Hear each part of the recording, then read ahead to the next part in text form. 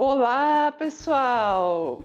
Vamos fazer hoje uma live, né, a respeito de mediação e de brinquedos pedagógicos. O meu nome é Thaís, tá? Eu sou pedagoga, sou psicopedagoga, psicanalista e sou artista plástica.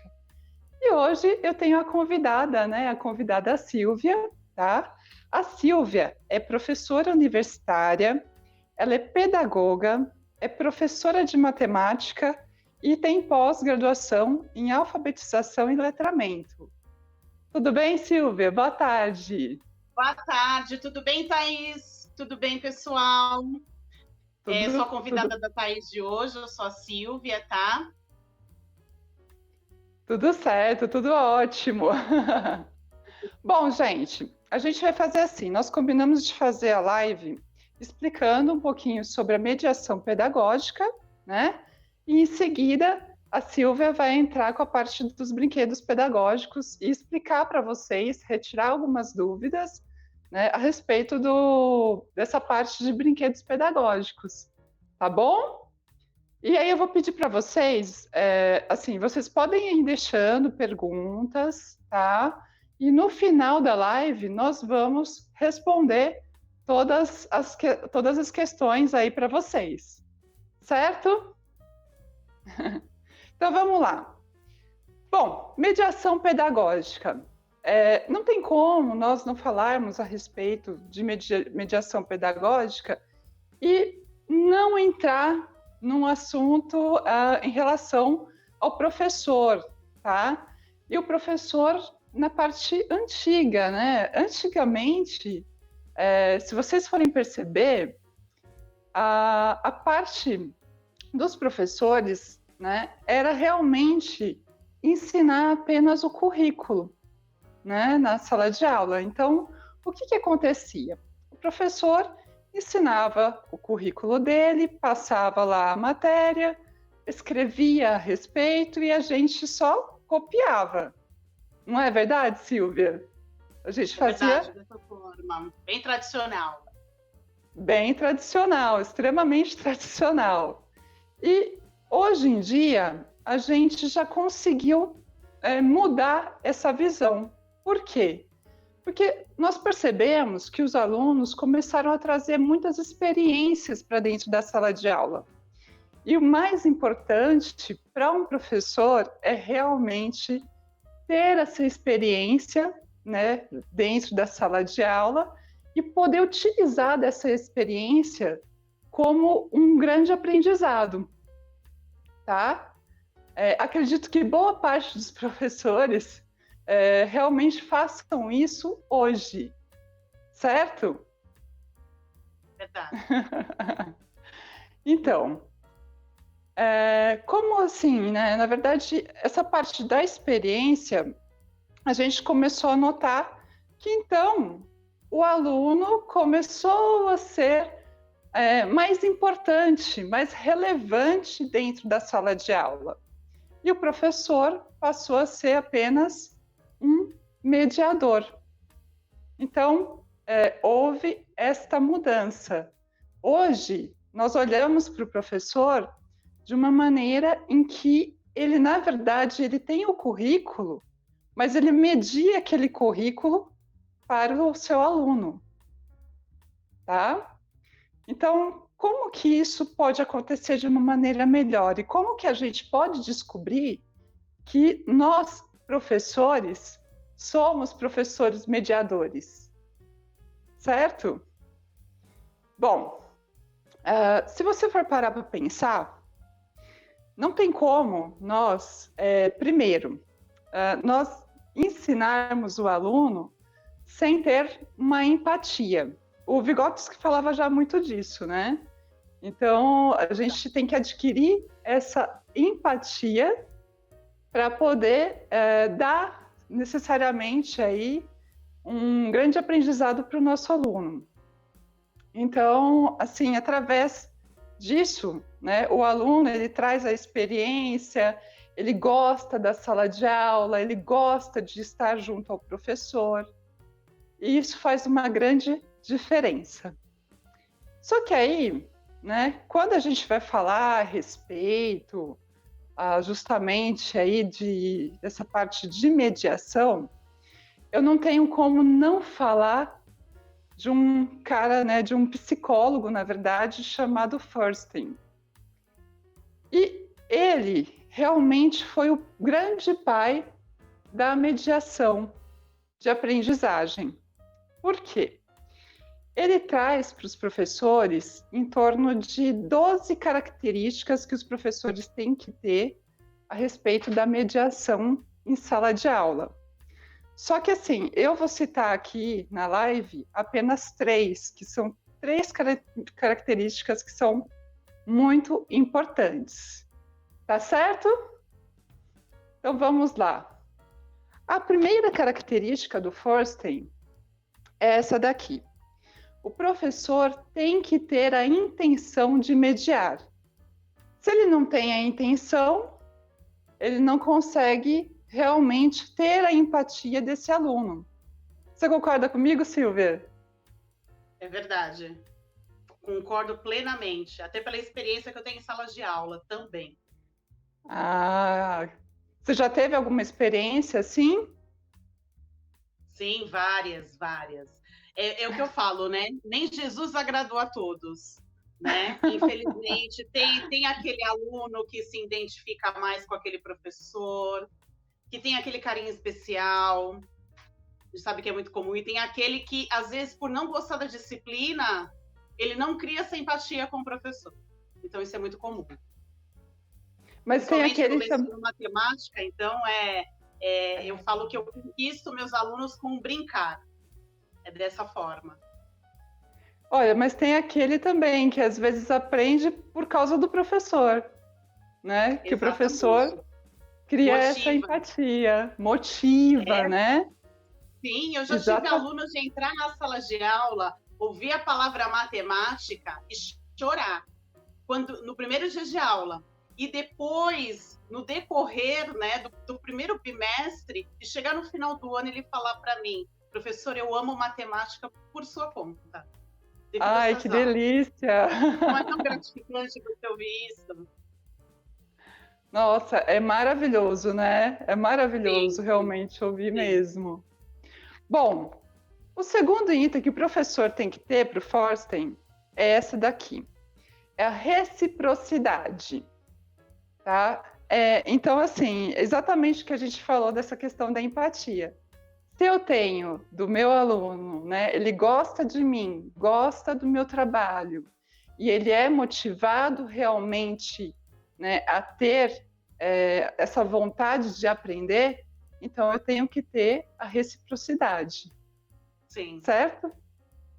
E o terceiro, né, que daí eu acho que para o professor é o mais gostoso, é o aluno ter...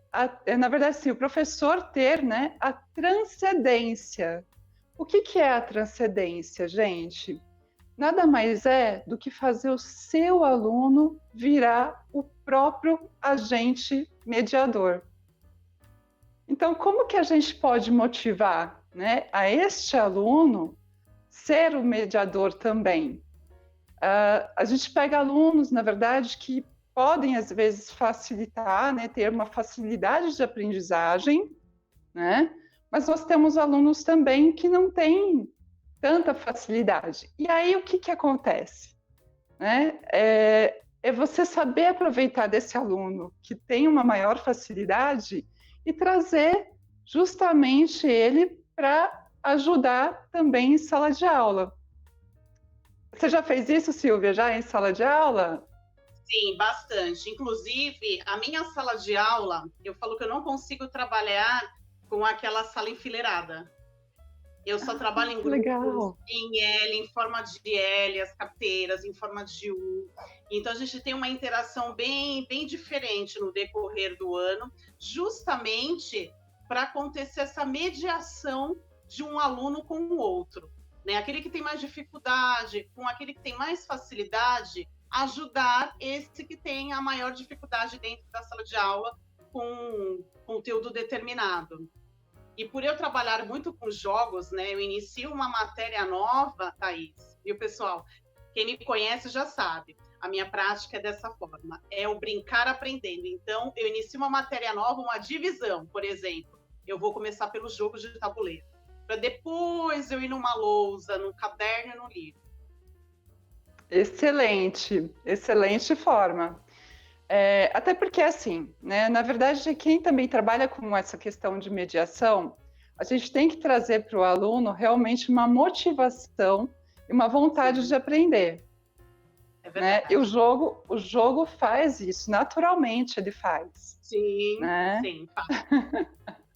E aí, assim, uma outra indicação é você também colocar o seu aluno no desafio maior. Né? Então, quando eu vou, por exemplo, fazer uma aula de matemática, eu posso até colocar o meu aluno no desafio maior. Só que quando eu vejo que ele não está realmente aprendendo, então a gente diminui um pouco, diminui o passo. Né? Sim. Se ele não aprendeu até aí, diminui mais ainda, para com que o aluno tenha oportunidade de desenvolver até a sua habilidade cognitiva mesmo. Né? É isso que a gente tem que parar para pensar. Os professores, eles trazem as funções cognitivas para com que os alunos possam aprender. Certo? É verdade. Eu falo muito dos 3 momentos de aprendizagem, né? Que desenvolve aí as habilidades dos alunos, né? Tem aquele aluno auditivo, que ele aprende ouvindo, o aluno visual, que ele precisa visualizar, e de maneira sinestésica, em que ele entra em ação, ele pratica. Então, esses 3 momentos da aprendizagem importantíssimos dentro de uma sala de aula. Realmente, são todos os momentos muito importantes, né? E a gente também tem que perceber por onde que o aluno, às vezes, aprende mais, certo? Exatamente, exatamente. Exatamente isso. E, bom, aí eu falo também, né, porque isso que nós estamos conversando, a gente está falando dos alunos no geral. A gente também pode entrar também, né, na parte de mediação, e falar um pouquinho da educação especial também, tá? O que acontece, né, na educação especial? Esses alunos, naturalmente, eles têm mais dificuldade do que os outros, mas não que a gente não possa estimular esse aluno realmente a ter uma vontade de aprender. Eu pego casos em que, às vezes, até o aluno se compara, né, em relação a outras crianças, e ele percebe que, às vezes, ele é tratado de uma maneira diferente. Então, o que a gente tem que fazer nesse momento? Né? Realmente, adaptar o material para ele, porque a gente sabe que ele pode não acompanhar nesse momento, né? Fazer uma pequena adaptação, e aí depois trazer, né, para esse aluno uma resolução, né? Ele vai trazer, na verdade, essa sua própria resolução. Porque a mediação nada mais é do que realmente você trabalhar principalmente a autonomia desse aluno. Exatamente, tá? Importantíssimo. Certo? Deixa eu só falar uma coisa antes, Silvia. Eu só estou vendo que o pessoal está mandando perguntas. Pessoal, nós vamos responder ao final da live, tá bom? Então fica aí que nós vamos responder, ok? Bom, Silvia, e aí, né, essa parte dos brinquedos, tá? Realmente fazem a diferença para os alunos e para o seu aprendizado. E aí agora eu vou deixar um pouco a live com vocês. Com você, né? Sim. Eu vou falar um pouquinho, né? Como eu falei agora sobre a questão da minha prática dentro da sala de aula, em que eu entro quando eu vou entrar com conteúdo novo, que eu entro com um tabuleiro de jogo, até com uma dinâmica. Então, algo que seja atrativo para o aluno, que chame a atenção dele para o conteúdo e que ele aprenda de maneira divertida. É uma maneira leve para o aluno aprender, né? E eu vou trazer alguns materiais que eu preparei para vocês, em que estimulam, principalmente nesse momento do isolamento social, pode ser também usado dentro da sala de aula com o professor, na mediação, com educação especial. É de uma maneira geral esse material, tá? E agora no isolamento social eu acho importantíssimo, porque tanto os professores e como os pais, né, têm essa dificuldade nesse momento. Até o professor para e pensa, o que eu vou fazer agora? Né? A minha criatividade já acabou, mas não acabou, gente. Nós somos uma caixinha de surpresa, né? O professor é caixinha de surpresa, sempre tem uma carta na manga. E nós vamos falar um pouquinho, eu trouxe alguns materiais. Vou iniciar falando sobre a questão da linguagem, tá? Quanto é importante, principalmente no momento, na fase da alfabetização. Principalmente crianças também que têm dificuldade na fala, que fazem tratamento com fono. Esse material aqui é um canudo, só que esse daqui é muito grosso que eu trouxe. Ó, é um canudo comum. Você pode usar esse canudo, pode ser aquele canudo de milkshake, aquele que vira, faz essa viradinha, para a gente fazer esse enfeite aqui, ó, bonitinho, ó. Olha que interessante. E aí a criança, no momento que ela faz a força para soprar, ela está desenvolvendo, através do sopro, aqui nas bochechas, a parte da linguagem, a parte desses músculos aqui que envolvem na linguagem. E principalmente na fase em que ela está reconhecendo fonemas. É muito importante. Parece um exercício bobo, mas é excelente. Quem é fono conhece muito bem isso aqui, né? Como funciona. Ó, eu vou mostrar, é que o meu tá muito grosso, tá? Peraí, aqui. Aqui tá muito grosso o meu. Então, ó, vou virar. Aí, eu vou colocar uma bolinha, pode ser uma bexiga, que ela é bem leve, tá? Ou um papelzinho. Aí eu tenho que soprar bem forte. O meu não tá indo tanto, por quê? Porque ele é muito grosso, tem que ser um pouquinho mais fino. E o sopro, ele espalha muito. Ele um pouquinho mais fino, canudo, ele fica muito melhor, tá? Aí a criança vai estar visualizando essa carinha aqui com os olhinhos. No momento que ela sopra, ela já está se divertindo, porque vira um personagem, na verdade. Então, ó, ela vai fazer essa força aqui, ó, e eu estou desenvolvendo essa parte aqui que é essencial para a linguagem, esse movimento da bochecha, tá? Esse daqui é um dos materiais. E é uma coisa que dá para fazer em casa, tá? Isso aqui é papel. Esses olhinhos aqui são aqueles industrializados, mas eu também posso desenhar, não tem problema nenhum. É que o bacana é que esse daqui mexe, né? Aí dá um efeito para a criança, tá? Eu já penso nisso, na estética, né? Que chama a atenção bastante deles. É verdade, chama muito mesmo. Você quer falar alguma coisa desse material? Ou posso seguir com os outros, Thaís?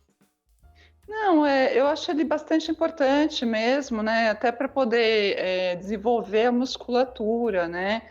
Se eu tenho crianças que têm apraxia da fala, por exemplo, esse é um material, gente, excelente para trabalhar essa musculatura deles, tá? Desde pequenininho, desde bem pequenininho. Excelente.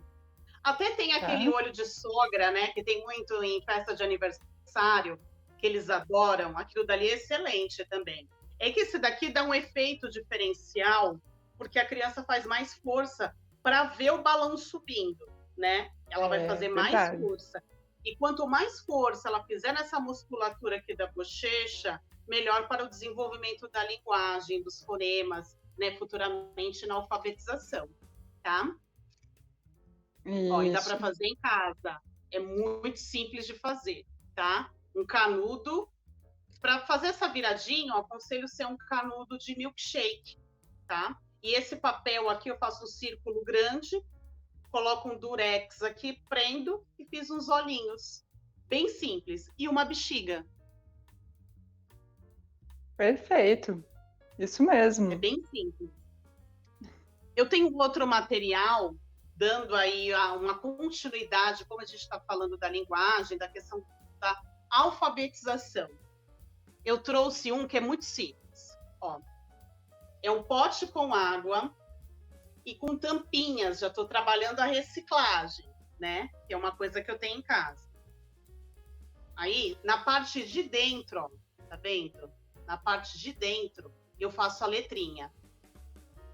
Com a canetinha preta, aquela caneta piloto preta, eu faço as letras do alfabeto.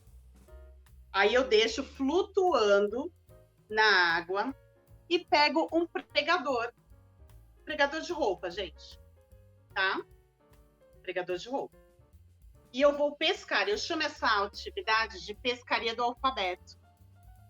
Que também, dependendo da alfabetização da criança, o nível que ela está, se ela já está formando palavrinhas, eu posso colocar aqui repetidas as vogais, para que ela possa formar os fonemas, tá? Juntamente com as consoantes aqui. Aí eu vou pescar. Aí o que eu estou trabalhando além da alfabetização? O desenvolvimento grafomotricidade, que é do quê? Para a escrita, o movimento da pinça para a escrita, coordenação motora fina, dos músculos menores das mãos, ó. Ó, olha o movimento que ela faz, ó. Isso aqui é excelente, a criança já vai saber a maneira de pegar no lápis e o desenvolver da escrita. Isso ajuda bastante. Ó, aí eu vou pescar. Uhum. Olha que legal. É uma atividade muito simples que a gente faz em casa ou até na escola, viu? Porque eles adoram. Coloca lá um pote grande, faz uma brincadeira, junta todo mundo, eles amam. Eles adoram.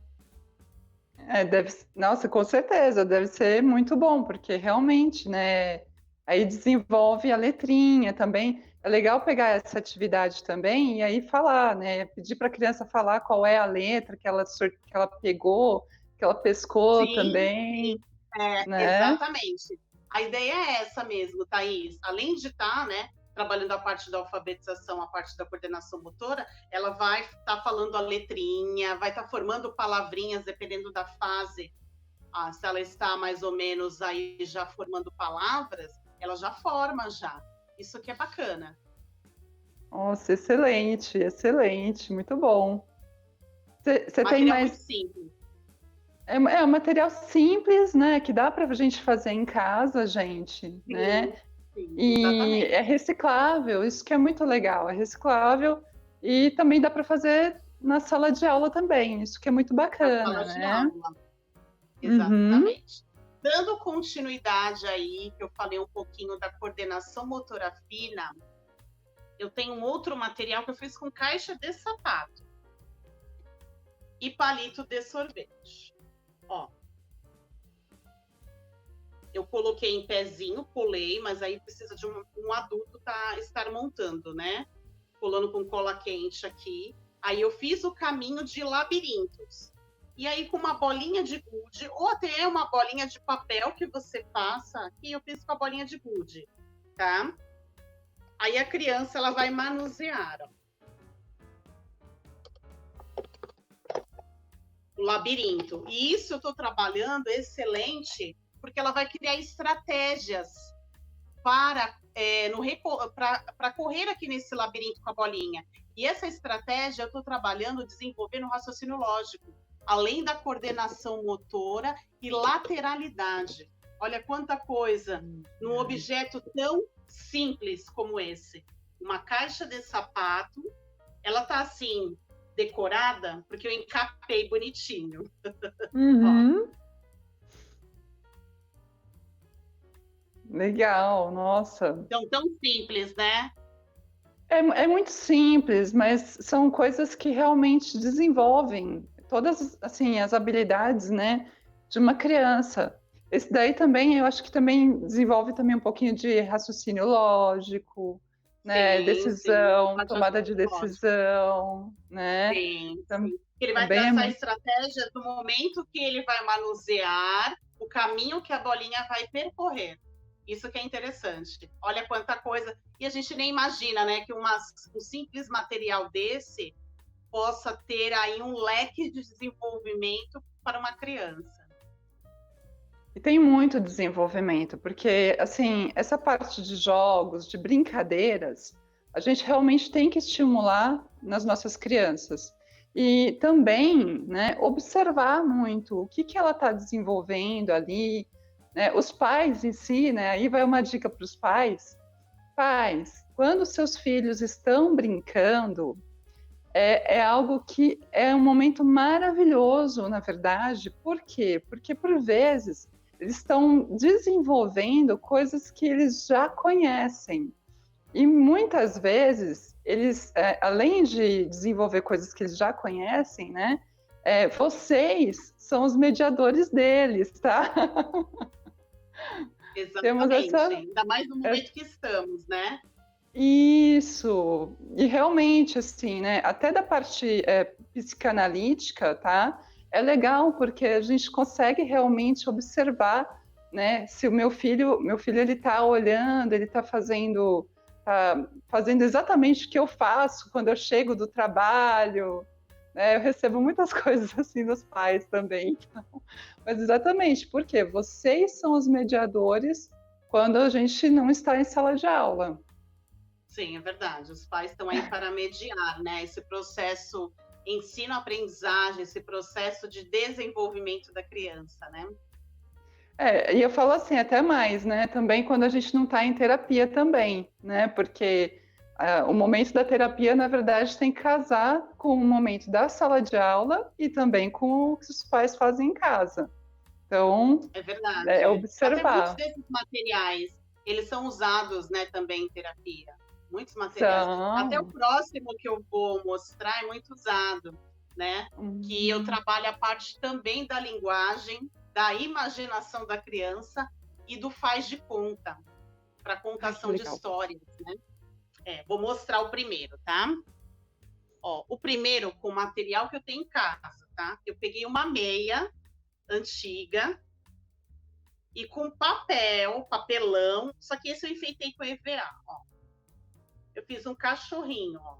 Ó, aqui, ó, nessa parte, eu colei um papelão para quê? Essa parte para eu manusear a boca, ó. Ó. Ó. Olha que bacana. Virou um cachorrinho Excelente. aqui. E isso, com a ajuda de um adulto, a criança vai montando e com isso ela vai criando a história dela. Olha que bacana. Que legal isso, hein? Que legal. Vai desenvolvendo o momento do faz de conta com a contação de histórias. O cachorrinho e a mãe, o pai, quem estiver em casa, ou a professora vai puxando. E o cachorrinho estava onde? Ah, então, era uma vez um cachorrinho, o cachorrinho foi passear na rua. Ela encontrou o Joãozinho. E assim vai, entendeu? É uma maneira de desenvolver esse faz de conta, a contação de histórias. E o bacana é que também... o bacana é que também essa parte de contar as histórias deles, né? Eles estão, sim, desenvolvendo algumas estratégias de alfabetização, inclusive. Exatamente. Né? E também estão desenvolvendo aí, né, uma forma de se apresentar também ao mundo, né? Se apresentar também aí para os pais também, porque realmente é o que eu estava até falando, né? Que na psicanálise é muito importante essa parte do brincar. Por quê? Porque a gente consegue ver aonde que a criança ela tem a informação, ela tem a formação dela, aonde ela consegue trazer a vivência dela, né, para a gente e a experiência que ela tem, né? Então a gente consegue realmente ter uma noção de onde está essa criança e do que a gente tem as informações dela, né, em si.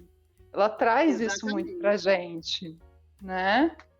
Principalmente nessa parte da psicanálise, ela está trabalhando também a parte emocional, que ela está mostrando o sentimento dela, o que ela sente, o que ela passa, porque muitas vezes a criança, na verdade, ela não sabe expressar as emoções. Falar, olha, eu estou triste, eu estou feliz. Elas não têm essa expressão.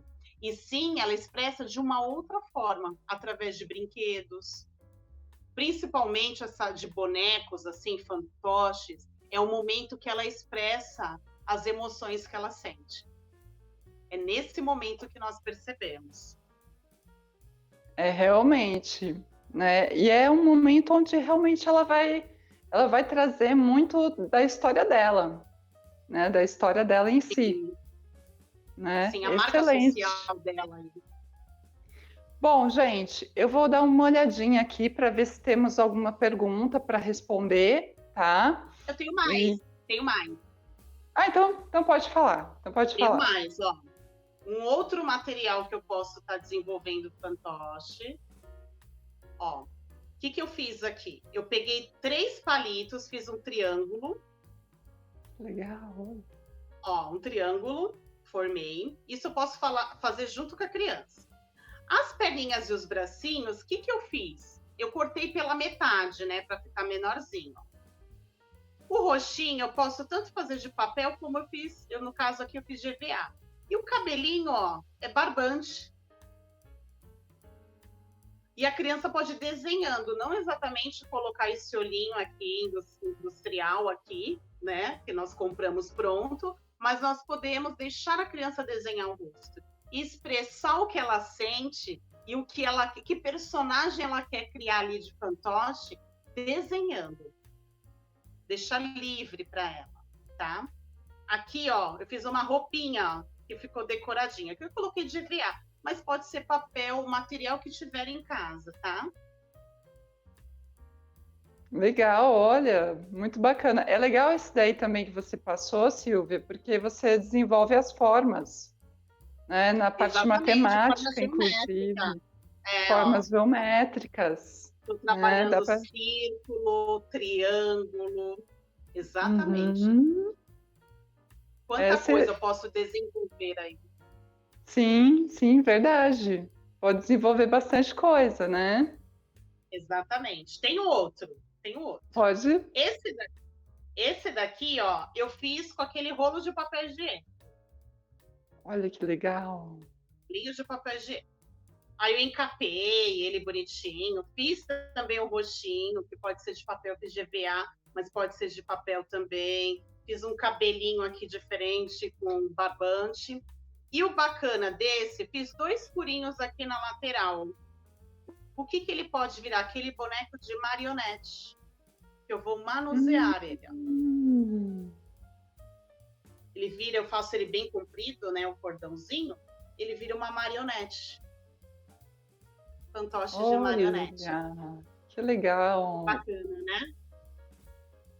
Esse também a gente consegue trabalhar, né, essa questão do movimento, da motricidade, né? Sim, também ele tem que desenvolver essa movimentação para fazer o personagem funcionar, né? Que legal isso. Exatamente. Que legal, olha.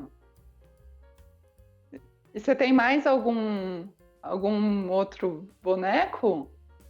Não, só fiz esses 3 aqui, só tenho esses 3. Mas eu vou dar uma dica, que é a possibilidade também de fazer aquele pratinho de aniversário. Eu posso criar ali também um pratinho de aniversário.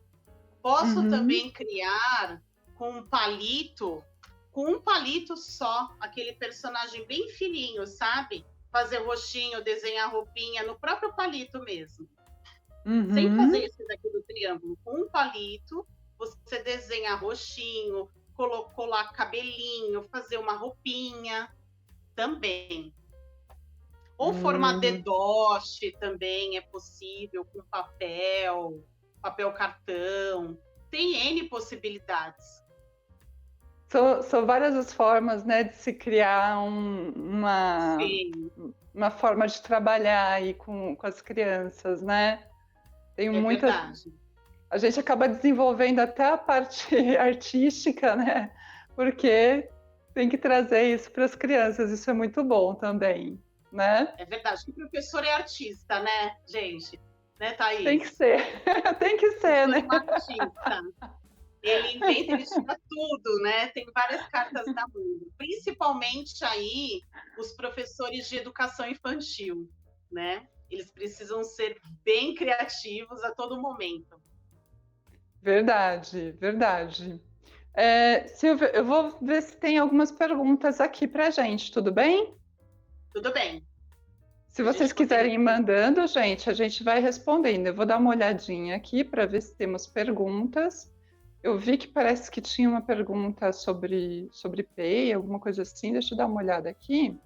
Ah, tá. Tem uma pessoa aqui falando, né, que tem um aluno de 6º ano que tem TDAH e que esse aluno está sofrendo de depressão agora na pandemia. Gente, tem muita gente, sim, sofrendo depressão agora na pandemia, por conta de realmente não saber o que fazer, tem uma ansiedade, a ansiedade está muito grande. E aí, assim, o que a gente pode fazer para essas crianças, né, é realmente tentar desenvolver as habilidades dela dentro de casa, com as atividades que temos em casa para fazer, né? Realmente a gente não tem agora um grande aparato a não ser realmente trabalhar o que se tem de contexto dentro de casa com essas crianças, tá bom? E aí a parte... eu tenho uma dica para essa, que tem Pode TDAH. falar. Eu tenho uma Pode dica. falar. Eu tenho um aluno que tem, né, TDAH, e eu atendo ele separadamente da turma. Não que eu não esteja incluindo, mas o que acontece? O atendimento remoto, uma criança que tem TDAH, muitos momentos ele vira até a câmera, ele se atrapalha em movimentação, pegar o livro, o caderno, entre olhar para mim, prestar atenção no que eu estou falando. Então, este aluno eu atendo separadamente. Eu separo um horário para ele, específico, justamente porque eu com ele vai ficar muito mais fácil, por estarmos distante, a atenção dele. Vai ficar mais fácil de se trabalhar. E aí, essa mãezinha, é uma mãe, Thaís, eu falo, ela trabalhar, estimular, pegar o conteúdo que ele mais gosta e procurar trabalhar em casa, né, de uma forma até que estimule com jogos, que mesmo o Fundamental 2, né, eu sou professora de matemática, de Fundamental 2 também, e podemos também fazer jogos com o Fundamental 2. É muito importante, eles adoram, viu? Uhum. Então, estimular essa mãezinha a estar trabalhando dessa forma com o filho em casa, tá? Com jogos. Se vocês tiverem, acho que para o Fundamental 2 encaixa muito bem também, se vocês tiverem jogos de estratégias. Aí, sim, é maravilhoso. É maravilhoso para eles, tá? Principalmente para quem tem déficit de atenção e hiperatividade, que nem você falou, né? Realmente, eles adoram, eles gostam de jogos. Então, nesse momento, realmente é uma das dicas para tentar, né, fazer com que ele não caia nessa depressão, né? E aí também procurar trabalhar a autoestima dele, né? Porque nesse momento a autoestima também pode estar prejudicada de alguma forma, ainda mais porque não tem contato com outras pessoas, né? Precisa ter uma rotina diferenciada, né, com essa criança. Então aí goste, né? Então, o Arthur, na verdade, ele está falando isso aqui. Ele que está falando da déficit de atenção e hiperatividade, né? Ele falou que o aluno dele tem déficit de atenção e hiperatividade e está sofrendo de depressão. Aí, como lidar? Ah, tá. Exatamente. É um professor. É um professor, né? Então, assim, essas são... Eu oriento, essa orientação que nós demos, até dele fazer esse atendimento separado. Se ele faz o atendimento remoto, eu acho que é interessante. É mais gratificante, tanto para o professor trabalhar com ele, como para o próprio aluno, nesse momento. Isso, precisa sim. Deixa eu ver se nós temos mais alguma outra pergunta aqui embaixo. Tem bastante coisa aqui. Deixa eu ver, só dar uma olhadinha. O pessoal falou aqui da questão do PEI, né? O PEI realmente é uma documentação importante, tá? Principalmente para quem é um aluno especial, é necessário, sim, que a escola faça essa documentação e que isso seja disponibilizado para os terapeutas em que essa criança trabalha, tá? Por quê? Porque é diante do PEI que a gente consegue ter uma avaliação aí curricular e a gente consegue também fazer as adaptações de currículo para esse aluno, tá bom, gente? Exatamente. Tem gente que pergunta, tem gente que perguntou aqui se você usou cola na boneca. Na boneca, usei sim. Ó, você usou que cola? Tanto pode ser cola normal, como pode ser cola quente. Dependendo, pode ser cola normal. Você está fazendo com a criança, acho que é bacana a cola normal. E vai apertando, pede para ele se segurar, apertando para colar bem, tá?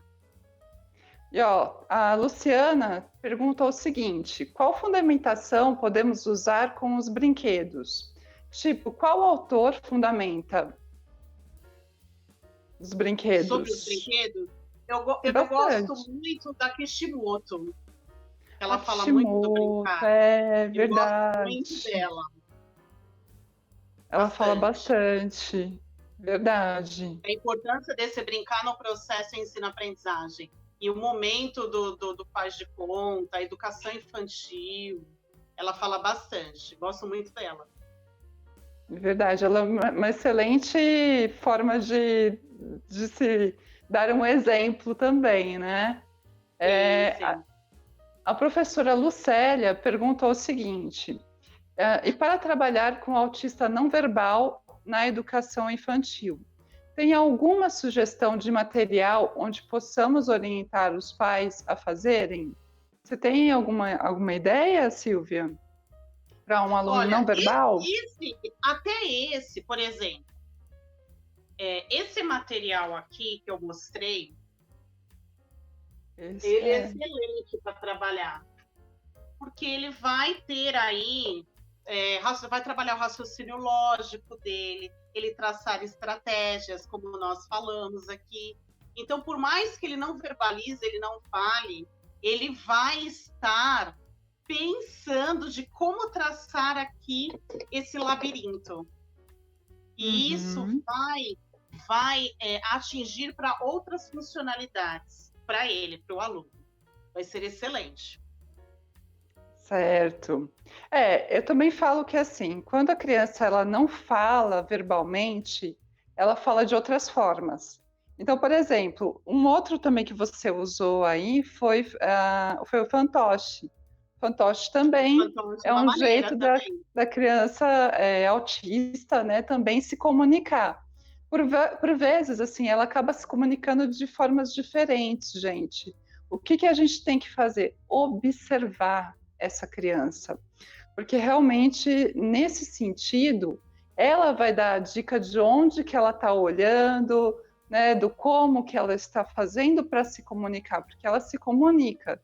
De alguma forma, ela sempre se comunica. Sim. Só a gente que tem que observar aonde que está essa comunicação, tá? Sim, exatamente. A Luciana, a Luciana pediu para a gente repetir o nome, né, da Kishimoto, né? Kishimoto. Kishimoto. Depois eu posso deixar na descrição também, eu posso deixar algum link, alguma indicação dela também. Tá bom, sim, gente? Até de livro também. Até de livro, eu posso deixar. A Elisângela também perguntou o seguinte: para trabalhar com crianças surdas, sugestões de jogos pedagógicos, qual que você encaixaria também de jogo pedagógico para criança surda? Então, aqui, por exemplo, esse daqui do pote com água, por exemplo, é legal. Eu posso estar fazendo de uma forma diferente, com imagens. Perfeito. Imagens, de uma maneira. E tem outros também, tem outras formas, né? Eu estou falando baseado no que eu mostrei aqui. Gente, para o aluno que, na verdade, é surdo, o que a gente tem que fazer, realmente, o que você falou, Silvia, é sempre colocar alguma imagem, né? Ou às vezes também uma dica se você tem o conhecimento de Libras, da parte de Libras, e isso é muito importante porque eu sei que muitos dos nossos profissionais não têm esse conhecimento, né? Eu estou até estudando Libras para poder também me comunicar com eles. É excelente. Eu já tive aluno surdo, eu sei como é que é. É muito bom. E aí, assim, o que você pode fazer também é colocar até os sinais de Libras também, né? Para com que essa criança ela seja alfabetizada, tá? Então, colocar os sinais, né? Os sinalizadores. Uma forma bilíngue, né? Que eu falo. Uma forma bilíngue com Libras, né? Apropriando a língua portuguesa juntamente com a Libras, né? Na alfabetização, por exemplo, aí.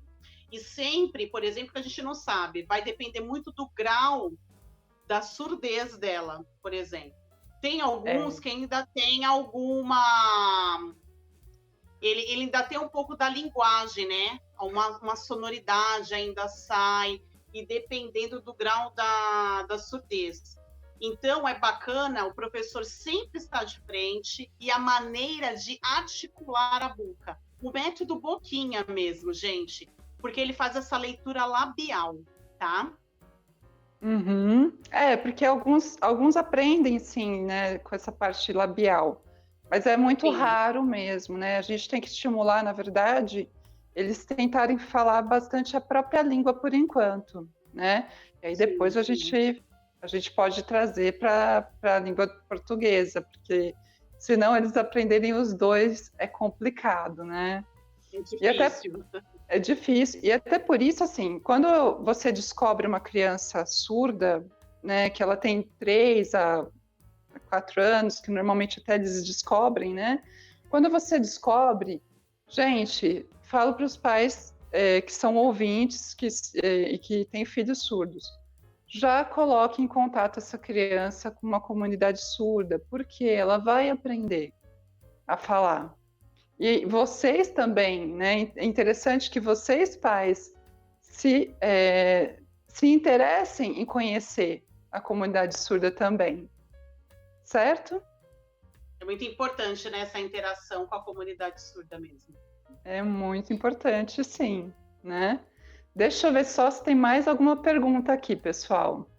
Deixa eu ver aqui. Certo.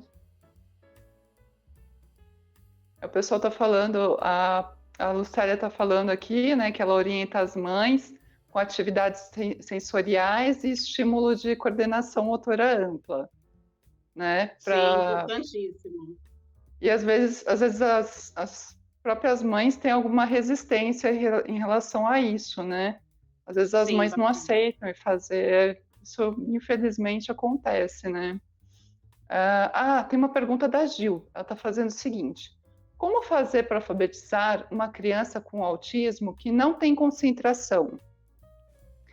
Bom, assim, a parte da questão da concentração provavelmente teria que verificar daí com alguém que realmente seja um psiquiatra ou um psicólogo também, né?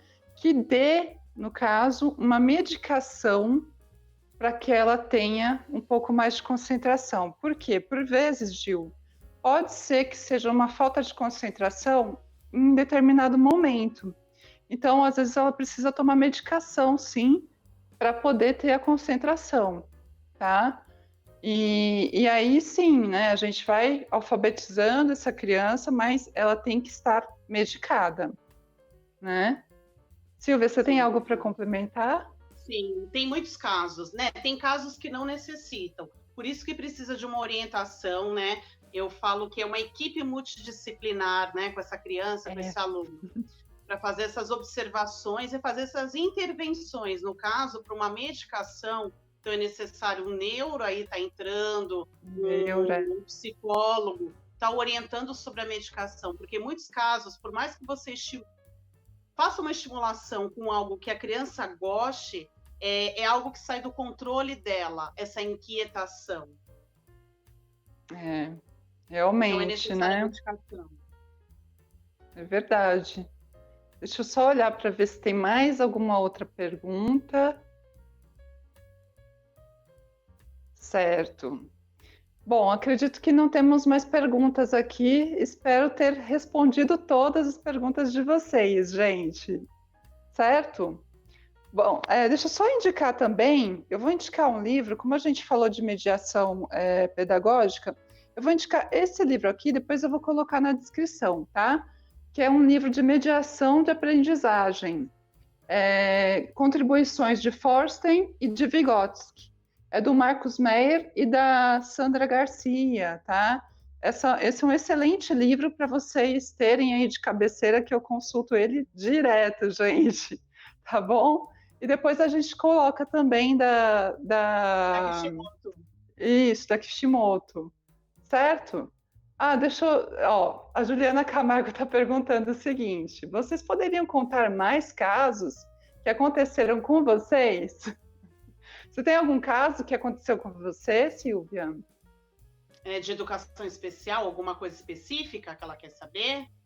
Seria isso? Pode ser. Eu acho que assim, o pessoal está perguntando bastante disso, então acho que sim, seria interessante falar. Na minha trajetória aí, como eu falei, né? Eu tenho 16 anos de profissão, né? Parece pouco, né? Ao mesmo tempo bastante, mas... não, 16 é pouco, né? O pessoal fala, nossa, mas você é muito jovem, 16 anos. Mas é uma bagagem bem bacana, bem gratificante. Já tive, como eu falei, aluno surdo, hoje já está adulto já. Né? Na época, ele tinha essa falta de estímulo, né? Principalmente na fase aí do fechamento da alfabetização, porque na época era terceiro ano, né? Que eu lecionava a sala em que ele estava. E aí nós fizemos um trabalho visual, bastante visual, com jogos visuais, e aí estimulou bastante. Nós conseguimos fechar aí esse ciclo, né? Autista já tive bastante, de várias formas. Tenho até hoje, de várias formas. Desde mais severo, né? Eu já tive na época da prefeitura de Santos e do litoral que eu trabalhei. Eu tive um aluno bem severo, que ele tinha crises, ele ficava muito agressivo. Ele já tinha, assim, um contato comigo, já era acostumado ali comigo diariamente. Ele tinha um horário reduzido, né, por orientação médica. Ele não ficava o período todo escolar. Ele tinha um horário reduzido de 2h30, 3 horas no máximo, onde eu trabalhava muitos jogos. Era uma sala de primeiro ano, alfabetização. E eu trabalhava... Eu ficava só com ele. Eu fazia esse trabalho de mediação mesmo. Eu ficava só com ele. A professora estava dando as atividades na sala e eu com ele, acompanhando de acordo com o que ela passava, eu adaptava tudo em jogos. Legal, e, assim, isso, ele conseguiu, muito maravilhoso. Ele conseguiu escrever o nome, ele conseguiu, coisa que ele não conseguia fazer nada. E ele não tinha essa parte verbal. E ele conseguiu desenvolver com o passar do tempo. Ele era mais severo mesmo. Nossa, e ele conseguiu desenvolver. E escrever o próprio nome, da mãe, do pai, dos irmãos. Olha... na verdade, nesses casos, realmente a gente, assim, eles demoram para acontecer, mas eles acontecem, né? Quando a gente acredita, né? Quando a gente acredita no trabalho, ele flui. E você realmente, é o que eu falo, muitos professores hoje, muitos educadores, eles têm medo. Aí o que acontece? Uma certa rejeição. Não é que ele está excluindo o aluno. Muitas vezes ele não sabe trabalhar, não sabe o que fazer. Então, é necessário buscar ajuda, muita leitura, façam cursos, buscar conhecimento para você lidar com esse aluno. Né? Recentemente, eu já tive aluno, bem recente, ano passado, em que a família não aceitava. Ele era adotado pela tia, né? Ele foi rejeitado pela mãe. Tem uma história bem difícil. E a tia não aceitava o fato dele ser autista. Foi muito difícil. A aceitação... foi bem difícil. Então, essa questão familiar... Pode falar, desculpa. Não, pode falar que você estava falando, mas pode falar. Essa questão familiar, enquanto a família não aceita, e segue as orientações e tratamentos, o nosso trabalho em sala de aula não flui. Não podemos Não fazer mesmo. milagre. Eu vejo muitos professores, até uma amiga de uma aluna minha da pós-graduação, ela me procurou, ela falou, Silvia, minha amiga está desesperada, porque ela não sabe mais o que fazer para estimular o aluno. Aí ela passou toda a situação, que a mãe não aceitava. Eu falei, então, sabe o que acontece? Enquanto essa mãezinha não aceitar e fazer o tratamento devido, o trabalho da professora não vai fluir. Infelizmente, é uma realidade que nós temos. Tá certo, realmente, assim, a família faz toda a diferença no Sim, processo de aprendizagem de uma criança especial, tá? Eu também eu trabalho como mediadora, né, aqui em São Paulo, pelo Instituto APTA, tá? E é um instituto que trabalha justamente com crianças especiais, né? E a gente atua dentro da sala de aula com essas crianças. Então, o que acontece, né? Eu, pelo menos, eu peguei um caso em que a mãe, ela foi, inclusive, gente, ela foi fazer pedagogia para poder ajudar o filho. Olha, foi sensacional ela fazer realmente essa parte da pedagogia. Por quê? Porque ela consegue, né, por vezes, atuar com o filho numa pandemia, por exemplo. Né? Ela exatamente. consegue ter essa noção. Então, assim, até eu indico que sim, os pais façam cursos também, né, voltados a essa área, para ter o conhecimento. E também, né, a família. A família, quando aceita que o filho tem isso, é muito mais fácil de lidar. Tá? É muito mais fácil, inclusive, de ela também procurar formas de poder lidar com o seu filho, certo? Então fica mais fácil, né? Até dessas crianças se entenderem. E aí até assim, eu peguei um último caso agora na psicanálise, tá? Em que a pessoa ela está passando por uma fase de descobrir que ela é autista.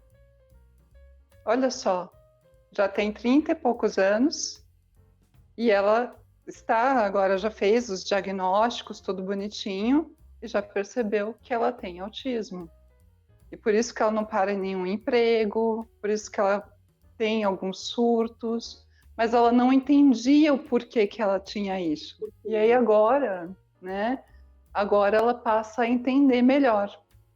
Então ela está Imagina se na fase aceitando. adulta, né? Então, e ela até falou assim: eu não vou falar nada para os meus pais, porque agora eu sei o que eu estou passando, né? Então, ela já entendeu o que ela tem. Agora vai mudar a vida dela, né? Sim, vai dar um outro direcionamento para ela, né? Vai dar Entender melhor. vai dar um outro Se conhecer, direcionamento. né, melhor agora, na Se, verdade. conhe- Se conhecer bem melhor. Você falou de uma mãe que procurou a pedagogia, né, para estar ajudando aí o filho. Eu tenho uma mãe, eu dou aula no 5º ano também, né? E essa mãe é maravilhosa. Talvez ela esteja até na live que eu convidei também, a Que Débora, a mãe do bom! Bruno. Se você estiver aí, Débora, um grande beijo para você. E ela busca sempre conhecer algo novo para o filho, para melhor desenvolvê-lo. Hoje ele está fazendo um trabalho multifuncional numa clínica próximo da escola. E assim, está cada vez mais maravilhoso trabalhar com ele, ver o desenvolvimento dele. E é uma Ai, mãe que assim, nota bom! 10. Que bom, faz diferença. Essas mães fazem toda a diferença, viu? Faz toda a diferença. Espero que vocês tenham gostado da nossa live. Silvia, eu fiquei muito feliz de ter te recebido aqui no meu canal. Foi excelente e vamos continuar nos conversando aí, tá certo?